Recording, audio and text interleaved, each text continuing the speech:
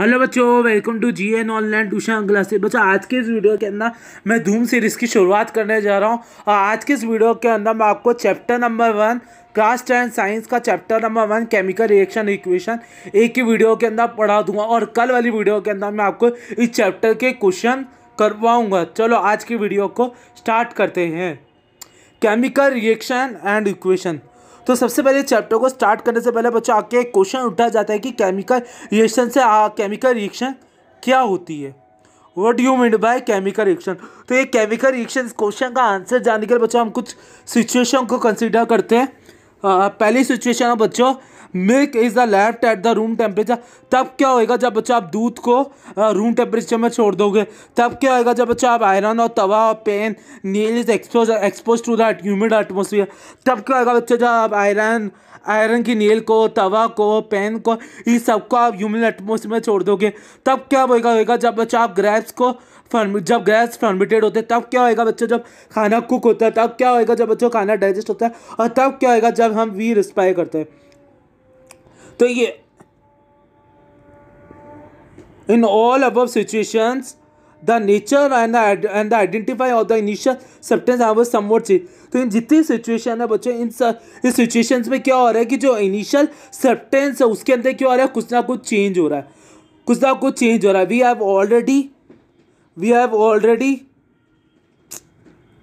have already learned about the physical and chemical changes of water।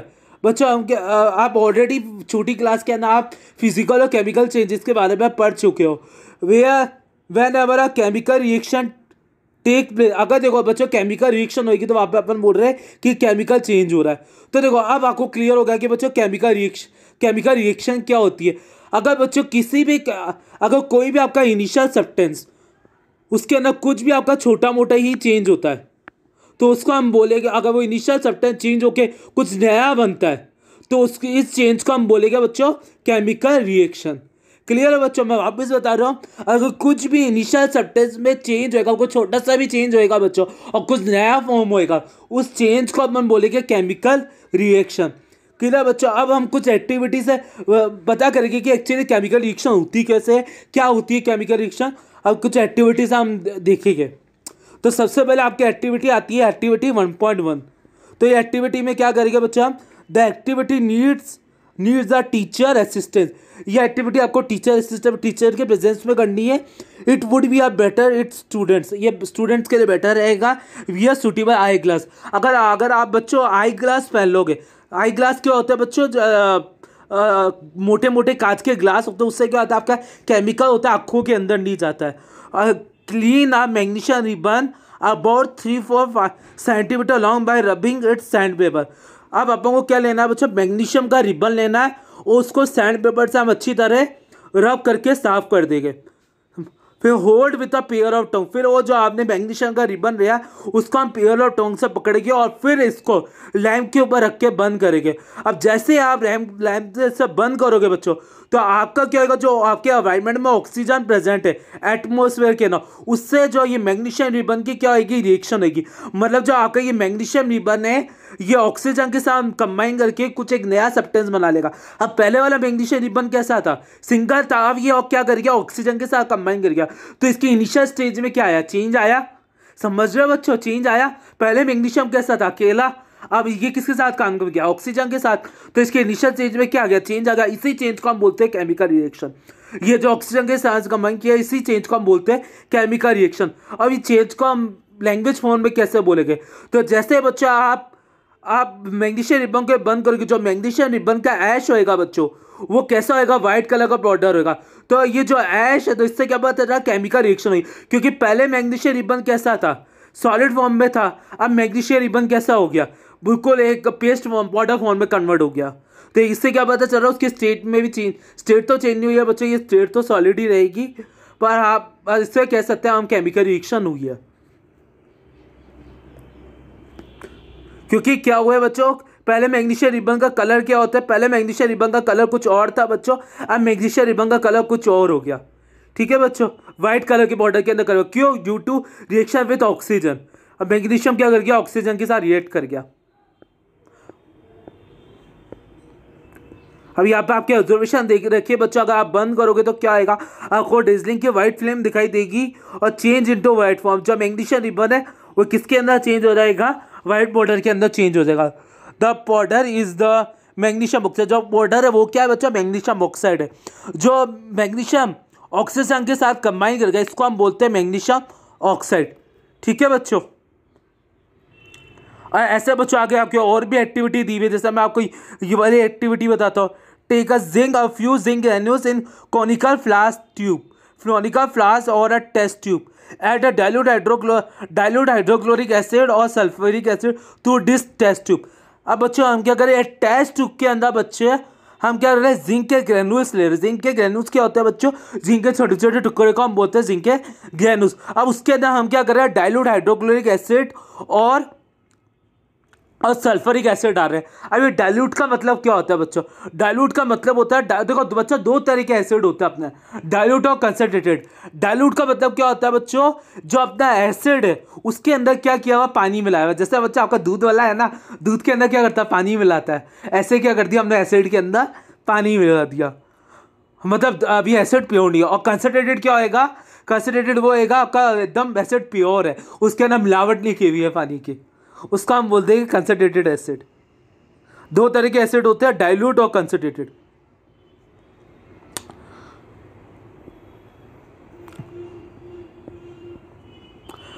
तो जैसे बच्चा आप dilute hydrochloric acid or sulphuric acid डालोगे test tube के अंदर, तो आपको जो टेस्ट ट्यूब है उसका टेम्परेचर के अंदर चेंज दिखाई दिया जाएगा। तो ये भी क्या हुआ है बच्चा, केमिकल रिएक्शन। अब केमिकल रिएक्शन होती क्या है, अब आपको मैं बताता हूँ स्टेट में केमिकल रिएक्शन होती क्या है।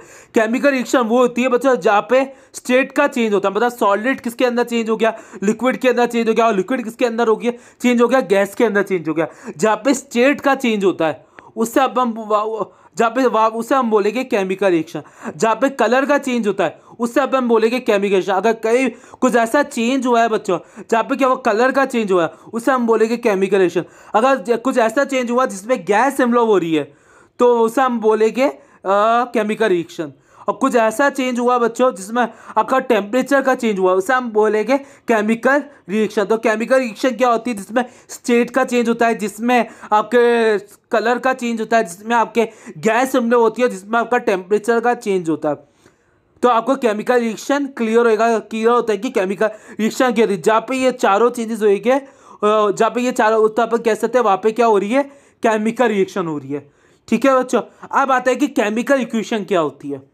Activity 1.1 can be described as the when a magnesium ribbon is burnt in oxygen and gets converted into magnesium oxide. This description of the calcium chemical reaction is in sentence form are quite long. तो बच्चों जैसे अभी हमने ऊपर activity 1.1 करी थी उसके अंदर हम क्या कर रहे थे, मैग्नीशियम रिबन को एयर के प्रेजेंस में क्या कर रहे थे, ऑक्सीजन के प्रेजेंस में क्या कर रहे थे, बर्न कर रहे थे। ठीक है बच्चों, ऑक्सीजन के प्रेजेंस में हम क्या कर रहे थे। तो अब इसको अपन ने कैसे बोला बच्चों, when a magnesium ribbon burn into oxygen it get convert into magnesium oxide. तो ये तो क्या हो गया बच्चों, ये सेंटेंस फॉर्म में हो गया। तो ये सेंटेंस हो गया ना, इंग्लिश फॉर्म में हो गया। अब ये बच्चों क्या होता है, बहुत ज़्यादा लॉन्ग होता है, इसको बार बार बोलने में दिक्कत होती है और ये हमें पूरा ढंग से बताता ही नहीं है कि कोई चेंज हुआ है। मतलब ये हमें बता तो रहा है सेंटेंस फॉर्म में, आप चेंज को हम इसको मतलब लिख कर डिटरमाइन नहीं कर सकते। अब चेंज को बताने के लिए हम क्या करते हैं और इसको इजी फॉर्म में आप बोल सके तो इसलिए हम क्या करते हैं, केमिकल रिएक्शन को केमिकल इक्वेशन फॉर्म में लिखते हैं। ठीक है बच्चों, केमिकल इक्वेशन फॉर्म में कैसे लिखेंगे कि जो आपका एलिमेंट है उसका फॉर्मूला फॉर्म में लिखेंगे। बच्चों आपने क्लास 9th के अंदर आपने 30 तक एलिमेंट के फॉर्मूला याद करोगे, जैसे hydrogen, helium, lithium, barium, boron, carbon, nitrogen, oxygen, fluorine, neon, sodium, magnesium, aluminium, silicon, phosphorus, sulphur और क्लोरीन। ऐसे हमने बच्चों पूरे 30 तक याद किए होंगे क्या एलिमेंट के सिंबल। तो केमिकल इक्वेशन क्या होती है, एलिमेंट को हम सेंटेंस फॉर्म से हटा के हम किस में लिखेंगे, सिंबलिक फॉर्म में लिखेंगे, उससे हम बोलते हैं केमिकल इक्वेशन। जैसे बच्चों केमिकल इक्वेशन को हम कैसे लिखेंगे, जैसे मैं बोलूँ कि मैग्नीशियम रिबन का हम ऑक्सीजन के प्रेजेंस में बंद करें तो मैग्नीशियम का केमिकल फॉर्मूला क्या होता है बच्चों, Mg। ऑक्सीजन का केमिकल फॉर्मूला क्या होता है, O2। और या देखो मैं आपको तो एक कुछ बताना भूल गया बच्चों, तो मैग्नीशियम का हम लिखेंगे Mg ऑक्सीजन को मिलेगा हम O2, तो किसके साथ हो रही है ऑक्सीजन, तो यहाँ पे आप प्लस करके ऑक्सीजन लिख देंगे और यहाँ पे अपन एरो लगाएंगे, क्योंकि ये क्या हो रहा है बच्चों, इसके अंदर चेंज हो रहा है बच्चों। मैग्नीशियम रिबन क्या कर रहे हैं, चेंज कर, ये दोनों कंबाइन कर रहे हैं, तो ये इनके अंदर क्या हो रहा है बच्चों, चेंज हो रहा है। तो इसको हम बोलते हैं कि अगर इसके अंदर चेंज होता है, केमिकल रिएक्शन के अंदर जिसके अंदर चेंज होता है उसको हम बोलते हैं रिएक्टेंट। और रिएक्टेंट कहाँ होता है बच्चों, लेफ्ट हैंड साइड में आपको रिएक्टेंट लिखा जाता है। और एरो की जो ये राइट हैंड साइड है बच्चों, यहाँ पे क्या होता है बच्चों, चेंज के बाद जो बनता है वो होता है आपका प्रोडक्ट, जो आपके राइट हैंड साइड, मतलब ये दोनों कंबाइन कर जाएंगे, तो हम जो मैग्नीशियम ऑक्साइड बना है वो हम इसे यहाँ पे लिखेंगे राइट हैंड साइड पे। ठीक है बच्चों, यहाँ पे लिखेंगे राइट हैंड साइड पे, और यह आपका होगा प्रोडक्ट। राइट हैंड साइड में हम प्रोडक्ट लिखते हैं बच्चों, जो आपके रिएक्टेंट के रिएक्शन के बाद फॉर्म होता है। जब रिएक्शन रिएक्टेंट में चेंज हो जाता है, जब रिएक्शन आपकी कंप्लीट हो जाती है, तब आपका क्या बनता है बच्चों, आपका प्रोडक्ट बनता है। ठीक है बच्चों, और उसको कहाँ पे लिखते हैं अपन, एरो के राइट हैंड साइड। अब एरो क्या हमें बता रहा है कि चेंज हुआ है। अब ये जो एरो है ये हमें क्या बता रहा है कि जो रिएक्टेंट है उसके अंदर चेंज हुआ है और उससे क्या बना, आपका प्रोडक्ट फॉर्म हुआ है। ये एरो अपन को ये बताता है बच्चों, ये एरो हमें सिंप्लीफाई करता है, इसलिए हम क्या करते हैं, केमिकल इक्वेशन फॉर्म में लिखते हैं इस एरो की वजह से। ठीक है बच्चों, क्लियर है आपको, आप केमिकल इक्वेशन कैसे लिखे, बस सिंबल फॉर्म में लिख दो बच्चों, आप सिंबल फॉर्म में लिख दो बच्चों, आपको वो आपके केमिकल इक्वेशन फॉर्म के अंदर कन्वर्ट हो जाएगा। अब केमिकल रिएक्शन को हम कैसे बैलेंस करते हैं, सबसे पहले बैलेंस का मतलब क्या होता है और ये करते हो क्यों अपन, मैं आपको ये बताता हूँ कि केमिकल बैलेंस का मतलब क्या होता है। अब देखो बच्चों, जो केमिकल रिएक्शन हुई है, केमिकल रिएक्शन हुई तो उसके अंदर क्या होता है बच्चों, जो रिएक्टेंट का मास होता है और प्रोडक्ट का मास होता है वो चेंज हो जाता है। अब रिएक्टेंट का मास कुछ और है, जब रिएक्शन हुई है तो उसके अंदर क्या हो जाता है, प्रोडक्ट का मास कुछ और हो जाता है। अब अपन को क्या करना पड़ता है, law of conservation of mass, हमने क्लास 9 के अंदर law of conservation of mass पढ़ा रहेगा, उसकी वो अपन को क्या बताता है बच्चा, वो अपन को बताता है कि जो इन केमिकल रिएक्शन के अंदर रिएक्टेंट का मास और प्रोडक्ट का मास क्या होना चाहिए, सेम होना चाहिए, कांस्टेंट होना चाहिए। पर केमिकल रिएक्शन के अंदर क्या हुआ, रिएक्टेंट का मास और प्रोडक्ट का मास क्या हो गया, चेंज हो गया। इसलिए हम क्या करते हैं, केमिकल रिएक्शन को बैलेंस करते हैं। बैलेंस क्यों करते हैं बच्चों, क्योंकि हमें क्या करना पड़ता है, रिएक्टेंट का मास, जो आपका रिएक्टेंट का मास होता है, जो अपना रिएक्टेंट का मास होता है और अपना प्रोडक्ट का मास होता है, उसको अपन को इक्वल बनाना पड़ता है। अब ये केमिकल रिएक्शन को अपन कैसे बैलेंस करेंगे वो अपन देखते हैं। इसके लिए हम कुछ रूल होता है वो अपन फॉलो करेंगे। आप देखते हैं केमिकल रिएक्शन को बैलेंस कैसे करेंगे। जैसे केमिकल इक्वेशन बोलते हैं बच्चों, केमिकल इक्वेशन को बैलेंस कैसे करेंगे बच्चों अपन। जैसे बच्चों आपको एक केमिकल इक्वेशन दी हुई है, तो इसको बैलेंस कर, तो सबसे पहले आपको चेक करना पड़ेगा बच्चों कि जो लेफ्ट हैंड साइड है, जो रिएक्टेंट साइड है, उसमें अपना एलिमेंट का नंबर कितना है और राइट हैंड साइड में एलिमेंट का मास कितना है, वो अपन को चेक करना पड़ता है। ठीक है बच्चों, फिर अगर इक्वल दिए तो फिर उसको हम बैलेंस करो। तो सबसे पहले इसके लिए कुछ रूल होता है बच्चों, वो मैं आपको बता देता हूँ। सबसे पहले आप बच्चों मेटल को चेक करोगे। ठीक है बच्चों, सबसे पहले आप मेटल को चेक करोगे, फिर उसके बाद आप नॉन मेटल को चेक करना बच्चों। उसके बाद आप बच्चों आयंस को चेक करना बच्चों। ठीक है, तो सबसे पहले आप किसको चेक करोगे, मेटल को चेक करोगे, उसके बाद आप नॉन मेटल को चेक करोगे बच्चों, उसके बाद आप आयंस को चेक करोगे। ठीक है बच्चों, तो आप केमिकल रिएक्शन को बैलेंस करना अपन स्टार्ट करते हैं केमिकल इक्वेशन को। ठीक है बच्चों, जैसे बच्चों आपका एक केमिकल इक्वेशन दी हुई है, जिंक प्लस H2SO4, और ये किसके अंदर कन्वर्ट हो गया बच्चों, आपका जिंक सल्फेट के अंदर कन्वर्ट हो गया, और आपके साथ में क्या हो रही है, हाइड्रोजन गैस सेलिब्रेट हो रही है। अब बच्चा अपन केमिकल रिएक्शन को केमिकल इक्वेशन को बैलेंस करना स्टार्ट करते हैं। तो कैसे बैलेंस करोगे बच्चों, तो सबसे पहले आप टेबल बनाओगे लेफ्ट हैंड साइड की और राइट हैंड साइड की। तो जैसे आप इस टेबल को देखो बच्चों, यहाँ पे कैसे करेंगे, number of atom in reactant side, मतलब रिएक्टेंट साइड में कितने नंबर ऑफ एटम कितने प्रेजेंट है, और number of atom in product side, कि प्रोडक्ट साइड में कितने एटम प्रेजेंट है। अब ये रिएक्शन में हम क्या करेंगे, एलिमेंट को तोड़ लेंगे, मतलब जिंक को अलग लिख देंगे, हाइड्रोजन को अलग लिख देंगे, सल्फर को अलग लिख देंगे, और ऑक्सीजन को साथ कंबाइन फॉर्म में नहीं लिखेंगे बच्चों। कंबाइन फॉर्म में तो ये क्या होता है, कंपाउंड फॉर्म में होता है। अपन को किसके अंदर लिखना है, एलिमेंट एटम और एलिमेंटल फॉर्म में लिखना है। ठीक है बच्चों, फिर आप इसको अलग करें, जैसे आप इसमें देखो जिंक को अलग कर लिया, हाइड्रोजन को अलग कर लिया, सल्फर को अलग कर लिया, ऑक्सीजन को अलग कर लिया। ठीक है, आप केमिकल रिएक्शन को अपन बैलेंस करना चालू करते हो। तो सबसे पहले केमिकल रिएक्शन को बैलेंस करने का क्या रूल है बच्चों? तो सबसे पहले अपन को चेक करना है बच्चों? सबसे पहले अपन को चेक करना है मेटल को। तो सबसे पहले आप मेटल को चेक करो बच्चों, मेटल बैलेंस है या नहीं।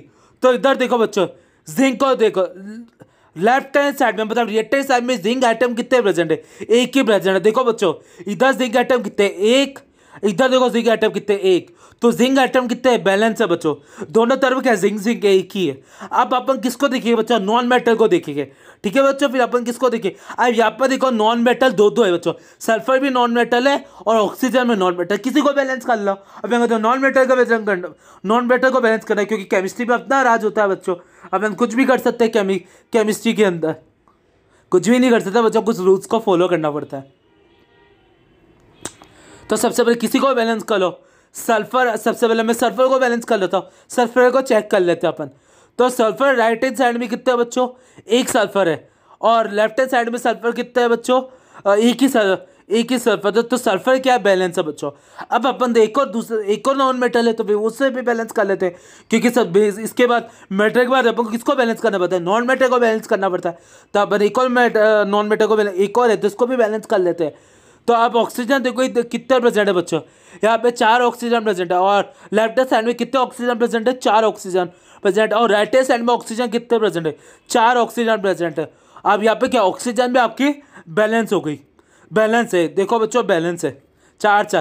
तो इस अब अपन किसको चेक कर लेते हैं? आयंस को चेक कर लेते हैं। अब यहाँ पे आयंस कौन है बच्चों? यहाँ पे आयंस है आपका हाइड्रोजन एटम। लेफ्ट साइड में हाइड्रोजन कितने प्रेजेंट है? 2। राइट साइड में हाइड्रोजन कितने? 2। तो ये रिएक्शन क्या है बच्चा? आपके बैलेंस है, पूरी तरह से बैलेंस है। अब अपन ऐसे ही रिएक्शन का एग्जांपल लेते हैं जो बच्चा बैलेंस नहीं है, जैसे ये वाली रिएक्शन, ये आपके बैलेंस नहीं है, तो इसको हम बैलेंस करेंगे। ये रिएक्शन क्या दे रखी है बच्चों? आपको दे रखी है FeS2O, और ये किसके अंदर चेंज हो गया? Fe3O4 और S2। तो ये तो बच्चों क्या आपकी बैलेंस नहीं है। अब इसको अपन क्या करेंगे? बैलेंस करेंगे। कैसे बैलेंस करेंगे बच्चों? वही रूल लगाओ। तो सबसे पहले आपको क्या क्या एलिमेंट दे रखे वो टेबल पे लिख लो, और लेफ्ट हैंड साइड और राइट हैंड साइड आप लिख लो। सबसे पहले आपने Fe, हाइड्रोजन और ऑक्सीजन को लिख लिया। वही रूल लगाओ, सबसे पहले मेटल को बैलेंस करो, फिर नॉन मेटल को बैलेंस करो, फिर हाइड्रोजन को बैलेंस करो। तो सबसे पहले यहाँ पे मेटल कौन है? यहाँ पे मेटल है अपना Fe। तो आप देखो Fe बैलेंस है बच्चों, अपन देखते हैं लेफ्ट हैंड साइड में Fe कितने, मतलब राइट हैंड साइड में Fe कितने? 1। पर राइट हैंड साइड में Fe कितने? 3। तो Fe बैलेंस नहीं है। तो Fe बैलेंस नहीं, तो Fe को अपन क्या करना पड़ेगा? बैलेंस करना पड़ेगा। तो कैसे बैलेंस करेंगे बच्चों? यहाँ पे 3 लगा देंगे अपन Fe के इधर। यहाँ नहीं लगाएंगे बच्चों नीचे के दे, जैसे यहाँ नीचे दे रखा है, यहाँ नहीं लगाएंगे, तो अपन यहाँ ऊपर लगाते हैं बच्चों। ठीक है, यहाँ लगाएंगे बच्चों। ठीक है, यहाँ लगाते हैं बच्चों, नीचे नहीं लगाते। फिर अपन क्या करेंगे बच्चों? फिर जैसे अपन ने 3 लगाया, तो अपन को फिर चेक करना पड़ेगा कि बच्चा Fe बैलेंस हुआ है या नहीं हुआ है। कैसे चेक करेंगे? अब ये जो 3 अपन ने यहाँ लगाया है, अब ये जो नीचे जो नंबर है बच्चों, उससे अपन मल्टीप्लाई करके देखेंगे। जैसे बच्चों यहाँ, ठीक है बच्चों, कैसे मैं आपको बताता हूँ। यहाँ मैंने 3 लगाया, नीचे कोई नंबर नहीं है, तो इसका मतलब क्या होता है? 1। मतलब स्टैटिस्टिक कोएफिशिएंट से अपन को इंटू करके देखना है। ठीक है बच्चों, 3 × 1 3। अब यहाँ पे भी अपन राइट साइड भी अपन यहाँ करेंगे, तो यहाँ पे इस तरफ तो क्या है बच्चों? यहाँ पे कोई नंबर नहीं दे रखा है, इसका मतलब क्या हो गया? 1। अब नीचे आपको नंबर दे रखा है यहाँ पे, इसका मतलब क्या हो गया? 3। तो 1 × 3, तो इसका मतलब क्या पता लग गया बच्चों? अपना ये बैलेंस हो गया, Fe बैलेंस हो गया। अब फिर अपन को नॉन मेटल को चेक करना है बच्चों कि नॉन मेटल हमारा बैलेंस है या नहीं। तो कैसे चेक करेंगे बच्चों नॉन मेटल को? तो अब अपन चेक करेंगे ऑक्सीजन को बच्चों। फिर अपन अब देखेंगे कि ऑक्सीजन बैलेंस है या नहीं। लेफ्ट हैंड साइड में आपको ऑक्सीजन कितने दे रखे बच्चों? 1। राइट हैंड साइड में ऑक्सीजन कितने दे रखे? 4। पर इससे क्या पता चल रहा है? आपका ऑक्सीजन बैलेंस नहीं है। लेफ्ट हैंड साइड में भी आपको कितने दे रखे? 4। और लेफ्ट हैंड साइड में आपको कितने दे रखे? 1। राइट हैंड साइड में आपको कितने दे रखे? 4। इससे क्या पता चल रहा है कि बच्चा आपका ऑक्सीजन बैलेंस नहीं है। अब फिर क्या करेंगे? अपन ऑक्सीजन को भी बैलेंस करेंगे। ऑक्सीजन को बैलेंस कैसे करेंगे? कैसे बैलेंस करेंगे ऑक्सीजन को? तो यहाँ पे यहाँ पे बस 4 लगा दो बच्चों। तो इससे क्या हो गया, ऑक्सीजन आपका बैलेंस हो गया।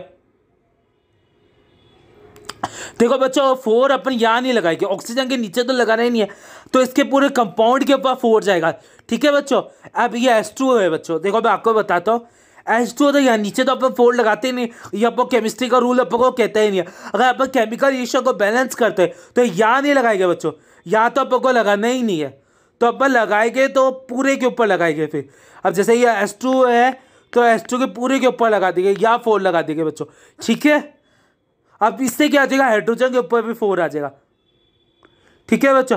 अब क्या करना है बच्चों अपन को, अब अपन चेक करेंगे कि अपना ऑक्सीजन बैलेंस हुआ है या नहीं हुआ है। कैसे चेक करेंगे, इंटू करके देख लो। यहाँ पे ऑक्सीजन कितना था 1, तो 4 × 1 जैसे मैंने बताया सेटोवेटिक कॉफिशिएंट है, तो इक्वल टू 4। 1 × 4 equal to 4। तो यह ऑक्सीजन क्या हो गया, आपका बैलेंस हो गया। ठीक है बच्चों। अब अपन हाइड्रोजन को बैलेंस करेंगे, आयन को बैलेंस करेंगे। अब लेफ्ट हैंड साइड में क्या हाइड्रोजन कितने दी हुई, आप देखो बच्चे यहाँ 2 आ गया, तो यहाँ 2 आया था, हाइड्रोजन के ऊपर भी 2 आया कि पूरे के ऊपर 2 आएगा। यहाँ 2 लगाए तो बच्चा पूरे कंपाउंड के ऊपर 2 आ जाता है, यह आपको ध्यान रखना है बच्चों। ठीक है। अब ये 2 है तो ये 2 इस वाले 2 से भी मल्टीप्लाई होएगा। ठीक है बच्चों। तो यहाँ पे हाइड्रोजन कितने हो गए, 2 × 4, 2 × 2 = 4। ठीक है बच्चों। तो यहाँ तो हाइड्रोजन कितने हो गए 4। अब यहाँ हाइड्रोजन कितने दे रखे हैं, राइट हैंड साइड में केवल 2 दे रखे हैं बच्चों। ठीक है। तो अपन को क्या करना पड़ेगा, हाइड्रोजन को बैलेंस करना पड़ेगा। हाइड्रोजन बैलेंस नहीं है तो यहाँ पे क्या करके यहाँ पे 2 लगा दो, आपका हाइड्रोजन बैलेंस हो जाएगा। इंटू करके देख लो। तो इस तरह क्या करते हैं अपन, केमिकल रिएक्शन को बैलेंस करते हैं। ठीक है बच्चों। आपको समझ आ गया केमिकल रिएक्शन को। आप ऐसे ही आप क्वेश्चन के प्रैक्टिस, कल तो अपन क्वेश्चन के प्रैक्टिस करेंगे, उसके अंदर आपको और क्लियर हो जाएगा बच्चों। ठीक है। तो इस तरह अपन केमिकल रिएक्शन को बैलेंस करते हैं। ये रूल्स होते हैं, ये आपके दे रखे स्टेप्स, किस तरह अपन केमिकल रिएक्शन को बैलेंस, मैंने आपको पूरा समझा दिया। अब आता है बच्चों आपका types of reaction. Types of reaction क्या होती है, अब अपन केमिकल रिएक्शंस के टाइप देखेंगे कि कितने तरह की अपनी केमिकल रिएक्शन होती है। तो सबसे पहले बच्चों आपके आती है कॉम्बिनेशन रिएक्शन। कॉम्बिनेशन रिएक्शन क्या होती है, इस कॉम्बिनेशन रिएक्शन को जानने के बच्चों हम क्या करेंगे, एक एक्टिविटी करेंगे। क्या एक्टिविटी करेंगे बच्चों, कॉम्बिनेशन रिएक्शन को पहचानने के लिए।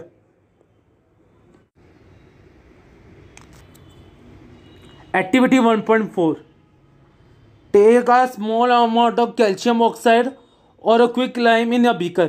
तो एक बीकर के अंदर बच्चों हम क्या लेंगे, कैल्शियम ऑक्साइड लेंगे, और कैल्शियम ऑक्साइड को हम क्या बोलते हैं, क्विक लाइम बोलते हैं।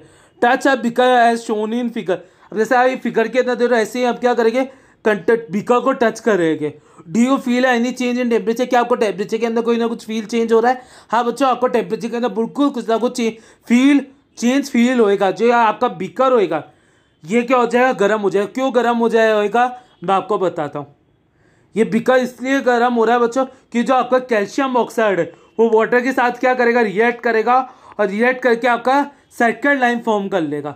सेकंड लाइन फॉर्म कर लेगा, और सेकंड लाइन फॉर्म करेगा। जैसे ये रिएक्शन में देखो, जैसे सेकंड लाइन फॉर्म होएगा बच्चों, आपकी बहुत ज़्यादा रिएक्शन में हीट रिलीज होगी, जिससे आपका ये क्या हो जाएगा, कंटेनर गर्म हो जाएगा। अब आपको क्लियर हो गया बच्चों कॉम्बिनेशन रिएक्शन क्या होती है। कॉम्बिनेशन रिएक्शन क्या होती है, 2 और मोर रिएक्टेंट आपस में कंबाइन करके एक सिंगल प्रोडक्ट की फॉर्मेशन करे, उस रिएक्शन को अपन बोलते हैं कॉम्बिनेशन रिएक्शन। और कॉम्बिनेशन रिएक्शन का दूसरा नाम होता है एक्सोथर्मिक रिएक्शन। एक्सोथर्मिक रिएक्शन का मतलब क्या हुआ, देखो इस रिएक्शन में क्या हो रही है बच्चों, हीट रिलीज हो रही है, एनर्जी। हीट को अपन क्या बोलते हैं, एनर्जी बोलते हैं। हीट क्या होती है बच्चों, आपके एनर्जी होती है। तो रिएक्शन में क्या हो रही है, आपके एनर्जी रिलीज हो रही है। तो अगर वो रिएक्शन बच्चों जिसके अंदर एनर्जी रिलीज होती है, उस रिएक्शन को हम एक्सोथर्मिक रिएक्शन बोलते हैं। ठीक है बच्चों। कॉम्बिनेशन रिएक्शन क्या होती है, जिसमें 2 और मोर रिएक्टेंट आप में कंबाइन करके सिंगल प्रोडक्ट की फॉर्मेशन करें, उससे हम बोलते हैं कॉम्बिनेशन रिएक्शन। ठीक है बच्चों, आपको अब क्लियर होएगा। जैसे बच्चों आपको और भी कॉम्बिनेशन रिएक्शन के एग्जाम्पल दे रखे हैं। जैसे याद दे रखा है burning of carbon plus oxygen combine करके किसकी फॉर्मेशन कर रहा है, CO2 हो गया। जब कार्बन बंद करता है आपके ऑक्सीजन के प्रेजेंस में, तो तब CO2 गैस हम लोग होती है। दोनों कंबाइन करके वाटर और ऑक्सीजन कंबाइन करके H2O और ऑक्सीजन आपने कंबाइन करके वाटर की फॉर्मेशन कर ली। हाँ, यहाँ पे आपके डेफिनेशन दे रखी है combination in simple language we can say that one or two or more substances और एलिमेंट और कंपाउंड। सब्सटेंसेस और एलिमेंट क्या हो गया बच्चों, रिएक्टेंट ही हो गए।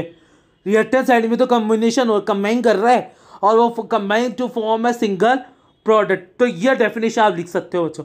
कॉम्बिनेशन अगर आपसे पूछते हैं कि कॉम्बिनेशन रिएक्शन क्या होती है, simple we can say the इस तरह आप इसकी डेफिनेशन लिख सकते हो।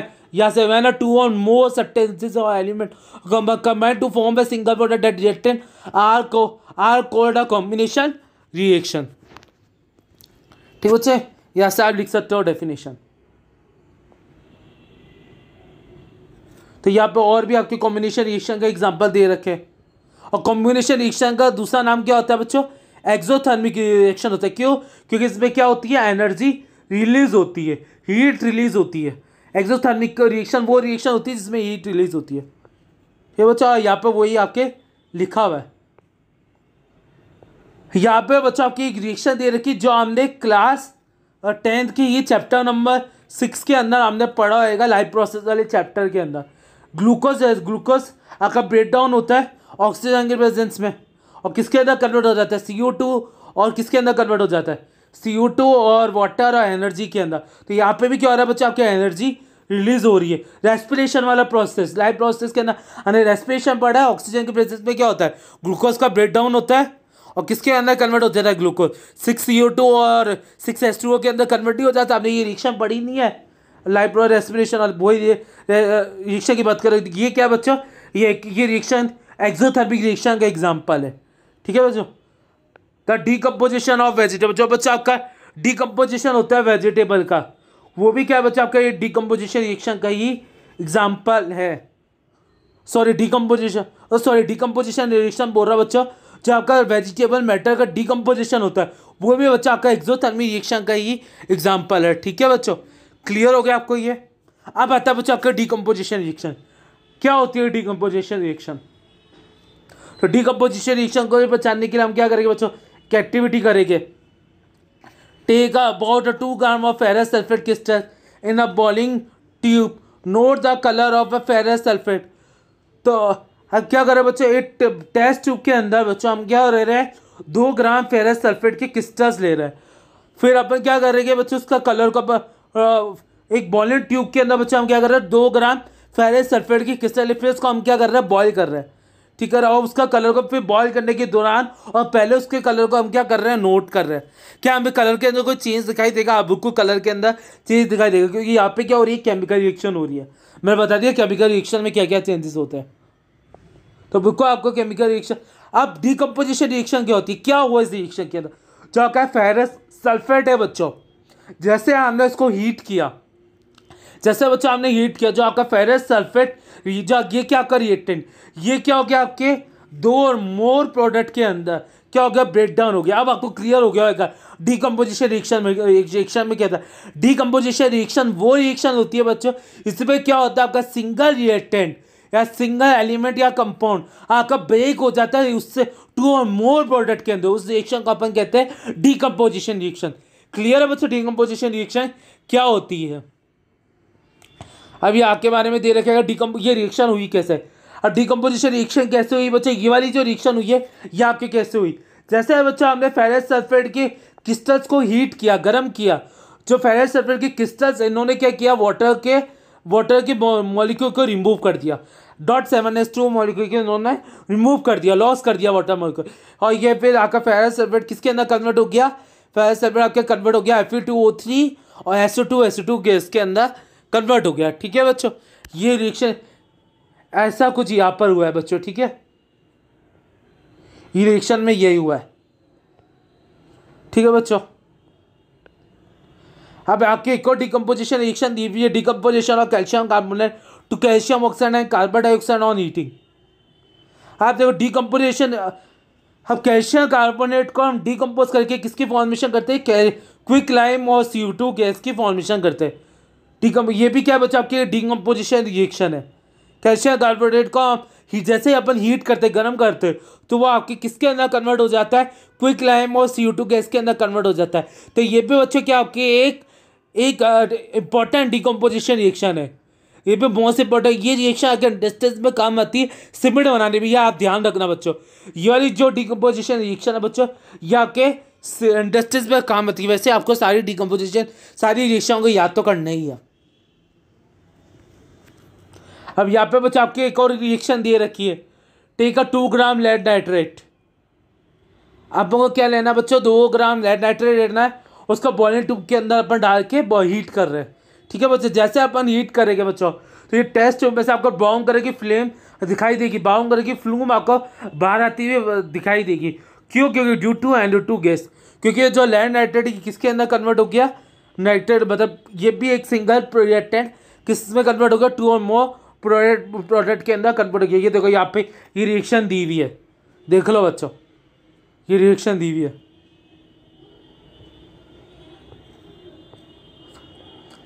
हाँ यहाँ पे देखो बच्चों, अच्छा जो बच्चों आपकी हीट है बच्चों, जो आपकी हीट क्या होती है, एनर्जी होती है। ठीक है बच्चों, ये आपके क्लियर हो गया। अब ये डीकम्पोजिशन रिएक्शन में क्या हुआ, डीकम्पोजिशन रिएक्शन में हुआ ही कुछ ये कि जैसे बच्चों अपने रिएक्टेंट को हीट किया तभी रिएक्टेंट क्या हुआ, ब्रेक हुआ, तभी रिएक्टेंट क्या हुआ, ब्रेक हुआ। तो इससे क्या पता चल रहा है, यहाँ पे अपन क्या कर रहे हैं, एनर्जी को दे रहे हैं। अपन किसी चीज को तोड़ने के लिए, रिएक्टेंट को तोड़ने के लिए अपन क्या कर रहे हैं, एनर्जी दे रहे हैं, हीट दे रहे हैं। और हीट ही क्या होती है, आपकी एनर्जी होती है। तो देखो अब आपको पता होगा, जैसे आप लकड़ी को तोड़ेंगे तो आपको क्या करना पड़ेगा, एनर्जी को खर्च करना पड़ेगा। यहाँ पे भी कुछ ऐसा है, तो यहाँ पे आपको क्या करनी पड़ेगी, एनर्जी देनी पड़ेगी। अब ये एनर्जी जो है बच्चों, ये हीट भी हो सकती है, ये लट्टी आपने पढ़े होगा 9th क्लास के अंदर। अब ये जो एनर्जी हो सकती है, ये हीट भी हो सकती है, या आपके इलेक्ट्रिसिटी भी हो सकती है, या आपकी सनलाइट भी हो सकती है। एनर्जी तो कुछ भी तो हो सकती है बच्चों, पता है 3 तरह की एनर्जी होती है बच्चों, सोलर एनर्जी, इलेक्ट्रिकल एनर्जी और हीट। तो आपकी 3 तरह की एनर्जी होती है, यहाँ हमने पढ़ा ही होगा एनर्जी कुछ भी। तो बस यहाँ पे वही आपके इलेक्ट्रिकल एनर्जी, तो जो आपके इलेक्ट्रिकल एनर्जी होती है वो भी यहाँ पे रिएक्टेंट को तोड़ने की तरह काम होती है। बस कोई भी एनर्जी आपको देनी है रिएक्टेंट को तोड़ने के लिए, पर रिएक्टेंट को तोड़ना है, और किसी चीज़ को तोड़ने के लिए तो हमें एनर्जी खर्च करनी ही पड़ती है। तो यहाँ पे देखो बच्चों, वही आपका बता रहे हैं, यहाँ पे इलेक्ट्रिसिटी क्या कर रही है, एनर्जी का काम कर रही है। और यहाँ पे वही हो रहा है, पढ़ लेने से एक्टिविटी को बच्चों आपको क्लियर हो जाएगा। यहाँ पे वही हो रहा है जो डिकम्पोजिशन रिएक्शन है, यहाँ पे सिंगल रिएक्टेंट ब्रेक हो जाएगा 2 और मोर प्रोडक्ट के अंदर। अब यहाँ पे देखो बच्चे, यहाँ पे क्या हो रहा है, यहाँ पे आपकी सनलाइट क्या कर रही है, आपके एनर्जी की तरह काम कर रही है। कि सनलाइट भी क्या होती है, एनर्जी। लाइव प्रोसेस वाला चैप्टर याद कर लो बच्चों।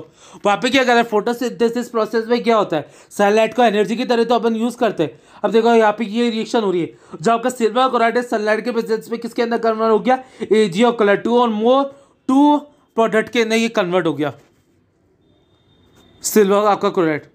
तो देखो यहाँ बच्चों, यहाँ पे यही रिएक्शन हो रही है। अब देखो बच्चों, अब इस डिकम्पोजिशन रिएक्शन में क्या हो रहा है, रिएक्टेंट को तोड़ने के लिए अपन क्या कर रहे हैं, एनर्जी दे रहे हैं। तो यहाँ पे तो आपको एनर्जी देनी पड़ेगी, तो इस रिएक्शन को अपन क्या बोलेंगे, एंडोथर्मिक रिएक्शन। डिकम्पोजिशन रिएक्शन का दूसरा नाम होता है एंडोथर्मिक रिएक्शन, क्योंकि यहाँ पे क्या कर रहे हैं, एंडोथर्मिक रिएक्शन क्या हो, वो रिएक्शन होती है जिसमें आपको रिएक्टेंट को तोड़ने के लिए आपको एनर्जी खर्च करनी पड़ती है, एनर्जी देनी पड़ती है। तो उस रिएक्शन को अपन बोलेंगे एंडोथर्मिक रिएक्शन। तो 2 रिएक्शन आपकी होती है, एक्सोथर्मिक और एंडोथर्मिक।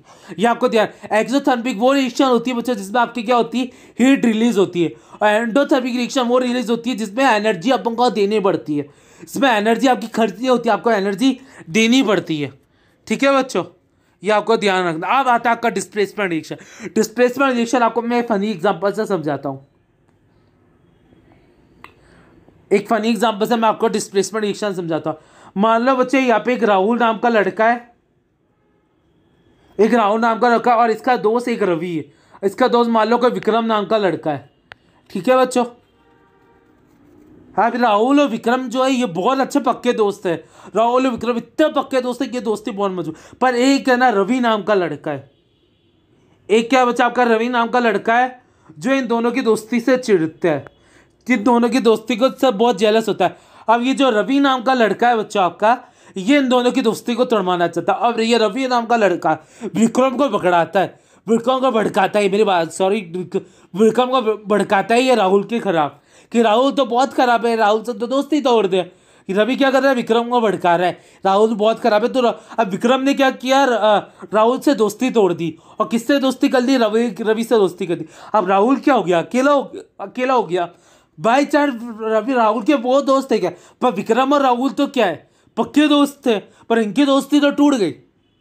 ये दोस्ती तो टूट गई और किसके साथ हो गई, रवि के साथ हो गई। और राहुल क्या हो गया, अकेला हो गया। ठीक है, यहाँ पे क्या होता है, आपका डिस्प्लेसमेंट रिएक्शन में होता है। डिस्प्लेसमेंट रिएक्शन में क्या होता है, जो आपका एक एलिमेंट होता है वो क्या कर देता है, दूसरे एलिमेंट को आपका डिस्प्लेस कर देता है। और जो वो एलिमेंट जो डिस्प्लेस हुआ है बच्चों, वो क्या रह जाता है, आपका अकेला रह जाता है। ठीक है बच्चों, जैसे मैं आपको इस एक्टिविटी के थ्रू समझाता हूँ, इस एक्टिविटी के थ्रू मैं आपको समझाता हूँ। ठीक है, 3 iron nail and clean them by the rubbing with sand paper. बच्चा आपको क्या लेना है, 3 आयरन की ले लेनी है और फिर उसको सैंड पेपर से साफ करना है। Take a 2 test tube. अब बच्चे आपको 2 टेस्ट ट्यूब लेनी है, और ए और बी। अब ए और B in test tube take a 10 ml copper sulphate. अब दोनों टेस्ट ट्यूब के अंदर आपको क्या करना है, 10 ml कॉपर सल्फेट लेना है। ठीक है बच्चे, ना के आप ले लेना। फिर अपन क्या करें, आयरन नेल को थ्रेड से बांध के, जैसे इन्होंने कर रखा है ये डायग्राम को देखो, ऐसे अपन क्या करेंगे, ये सोल्यूशन के अंदर डिप कर देंगे केयरफुली। फिर बच्चा इसके लिए अपन इसको 20 मिनट के लिए ऐसे डाल के छोड़ देंगे। फिर जैसे आप 20 मिनट के बाद आओगे, क्या आपको आयरन नेल के कलर के अंदर कोई चेंज दिखाई देगा। और ये जो सोल्यूशन है कॉपर सल्फेट का, इसके अंदर भी आपको कोई चेंज दिखाई देगा, हाँ या ना बता, बुक को चेंज दिखाई दे जाए। क्योंकि जो आपके आयरन नील है बच्चों, वो उसके ऊपर एक ब्राउन कलर की लेयर चढ़ जाएगी, और जो वो आपका आयरन, जो आपका कॉपर सल्फेट का सोल्यूशन है, उसका जो कलर कैसा होता है, ब्लू होता है बच्चे। यहाँ पर डायग्राम को देखो, ये कलर क्या हो जाएगा, आपका फेड हो जाएगा, ये कलर उड़ जाएगा बच्चों। ठीक है, देखो कुछ इस तरह की रिएक्शन हो रही है बच्चों, ये दे रखी। ये देखो आयरन नील का कलर कैसा हो गया, इसके ऊपर ब्राउन कलर की लेयर चढ़ गई। और ये देखो कॉपर सल्फेट का कलर कैसा हो गया, उड़ गया। अब कुछ इस तरह की रिएक्शन हुई है बच्चों। यहाँ पे जो आपका कॉपर सल्फेट है, आयरन ने क्या किया, कॉपर सल्फेट से रिएक्ट किया और किसके अंदर कन्वर्ट हो गया, आयरन सल्फेट के अंदर कन्वर्ट हो गया। और कॉपर बेचारा आपको अकेला रह गया। रवि और विक्रम और राहुल तीनों के एग्जाम्पल याद कर लेना, इससे आपको ये रिएक्शन समझने में आसानी होगी। और ये देखो बच्चा, आपको और भी अदर एग्जाम्पल दे रखा है डिस्प्लेसमेंट रिएक्शन में। और डिस्प्लेसमेंट रिएक्शन में क्या होता है, आपको समझ आ गया होगा, एक एलिमेंट क्या करता है, दूसरे एलिमेंट को डिस्प्लेस कर देता है। ठीक है, यहाँ पे आपको और भी डिस्प्लेसमेंट रिएक्शन के एग्जांपल दे रखे, जैसे जिंक और कॉपर सल्फेट। जैसे जिंक ने क्या किया, कॉपर सल्फेट को डिस्प्लेस कर दिया और कॉपर की जगह को ले लिया और जिंक सल्फेट बनाया, कॉपर अकेला हो गया। पीपी क्या हो गया, आपके कॉपर को कॉपर को डिस्प्लेस कर दिया और पीपी ने जगह ले ली। ऐसा क्यों होता है बच्चे, इसकी जो ये मेटल है, इनकी रिएक्टिविटी क्या है, कॉपर से ज़्यादा है। ये मैं आपको मेटल और नॉन मेटल वाले चैप्टर में बताऊंगा, उसके अंदर आपको क्लियर होएगा। अब डबल डिस्प्लेसमेंट रिएक्शन क्या होती है, डबल डिस्प्लेसमेंट रिएक्शन मैं आपको बता देता हूँ। इसके लिए अपन वही एक्टिविटी देखेंगे। अपन take about 3 ml sodium sulphate solution. अपन क्या कर रहे हैं बच्चे, 3 ml सोडियम सल्फेट सोल्यूशन ले रहे हैं, टेस्ट के अंदर।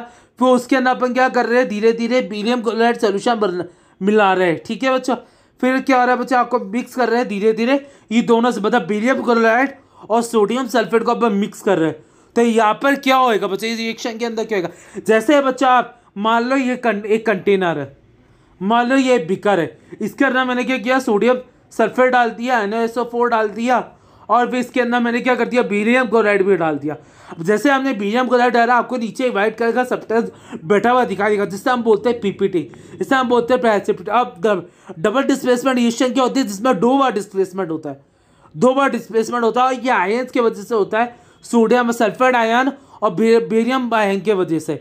ठीक है बच्चों, ये आपको ध्यान रखना। और जिसमें क्या आता है, पीपीटी का फॉर्मेशन, व्हाइट कलर का पीपीटी का फॉर्म, व्हाइट कलर का प्रेसिपिटेट का फॉर्म होता है। ठीक है बच्चों, अब आता है बच्चों आपका डबल डिस्प्लेसमेंट रिएक्शन, समझ आ गया बच्चों, ये आपके दे रखा है। और ये किसके वजह से होता है, आपका सल्फेट आयन और आपके बेरियम आयन की वजह से होता है, SO4 आयन। अब बच्चा आपका ऑक्सीडेशन और रिडक्शन क्या होता है, वो देख लेते हैं अपन। ऑक्सीडेशन और रिडक्शन क्या होता है।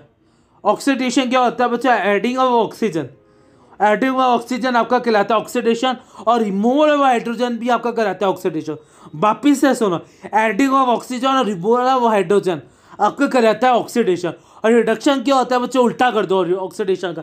Removal of hydrogen, removal of oxygen आपका कराता है रिडक्शन, और एडिंग ऑफ हाइड्रोजन आपका कहलाता है रिडक्शन। ठीक है बच्चों, क्लियर हो गया। यहाँ पे देखो एग्जाम्पल दे रखा है, यहाँ पे आपका एग्जाम्पल दे रखा है,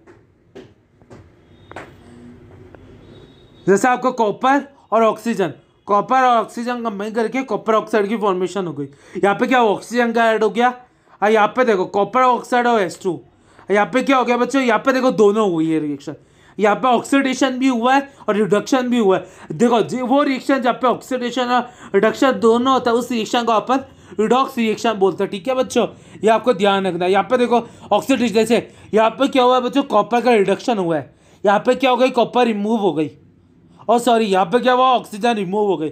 और हाइड्रोजन का क्या हुआ है, हाइड्रोजन का क्या हुआ, ऑक्सीडेशन। ऑक्सीजन तो किसी के साथ ऐड हो सकती है, तो यहाँ पे देखो हाइड्रोजन का ऑक्सीडेशन हुआ है, यहाँ पे दोनों हुए। ठीक है बच्चों, ये आपका ऑक्सीडेशन और रिडक्शन भी क्लियर हो गया होगा। अब बच्चों आपका रेंसिडिटी क्या होता है, रेंसिडिटी क्या होता है बच्चों, जंग लगने का जो प्रोसेस होता है, जो जंग होता है उसको अपन रेंसिडिटी बोलते हैं। क्या होता है बच्चों, जो बच्चा मान लो हमने बारिश वाले मौसम के अंदर, मॉइस्ट एनवायरनमेंट के अंदर हमने कोई भी आयरन की चीज़ को, आयरन की सरफेस को, कुछ भी हमने आयरन को मॉइस्ट एनवायरनमेंट के अंदर हमने बाहर छोड़ दिया, तो आप जैसे ही थोड़े दिनों बाद उस आयरन को ऑब्जर्व करके उसके बाद ब्राउन कलर की लेयर चाहिए, क्योंकि जो ये आयरन होता है, जो एनवायरनमेंट में आपका ऑक्सीजन प्रेजेंट होता है और वाटर की प्रेजेंस में ये क्या कर लेता है, एनवायरनमेंट से ऑक्सीजन के साथ रिएक्ट कर लेता है। इससे क्या होता है कि आयरन के ऊपर ब्राउन कलर की लेयर चल रही होती है। ठीक है बच्चा, इसी को अपन बोलते रहे कोरे से। आप रेंसिडिटी क्या होता है, जो आपका खाने का स्पॉइल होता है, स्पॉइलिंग होती है खाने की, जो आपका फैटी फूड होता है जिसमें आपका घी बटर बहुत ज़्यादा होता है, वो जो आपका खाना फॉइल होता है। क्यों होता है बच्चे, जो आपका फैट ऑयल होता है ये क्या हो जाता है बच्चा, आपका ऑक्सीडाइज हो जाता है, इसके वजह से आपका खाना क्या हो जाता है, स्पॉइल हो जाता है, ख़राब हो जाता है। इसलिए हम इसको बचाने के लिए हम क्या करते हैं, एंटीऑक्सीडेंट, ऑक्सीडेशन ना हो, आपका जो खाना है वो ऑक्सीडाइज ना हो, इससे इसको खाने को बचाने के लिए हम क्या करते हैं, एंटीऑक्सीडेंट यूज़ करते हैं। जैसे बच्चों आपका चिप्स का पैकेट, ऐसे आप बच्चों चिप्स का पैकेट आपने देखा, चिप्स का पैकेट आपका बहुत फूला हुआ होता है, पास होता है इसके अंदर तो बहुत सारी चिप है, पर ऐसा नहीं होता, चिप्स में बहुत थोड़ी होती है, क्योंकि उसके अंदर क्या करी जाती है, एंटीऑक्सीडेंट गैस डाली जाती है आपकी चिप्स को बचाने के, स्पॉइलिंग से बचाने के लिए। लो बच्चा आपका ये लो, यहाँ पे आपका ये चैप्टर खत्म हो गया है। अब कल वाली वीडियो के अंदर मैं आपको इस चैप्टर की क्वेश्चन कराऊंगा। अभी फिलहाल मैं इस वीडियो को यही समाप्त करता हूँ। तो अगर आपको मेरी वीडियो पसंद आए तो मेरी वीडियो को लाइक करना, मेरी वीडियो को शेयर करना और मेरे चैनल को सब्सक्राइब करना। Thank you for watching my video.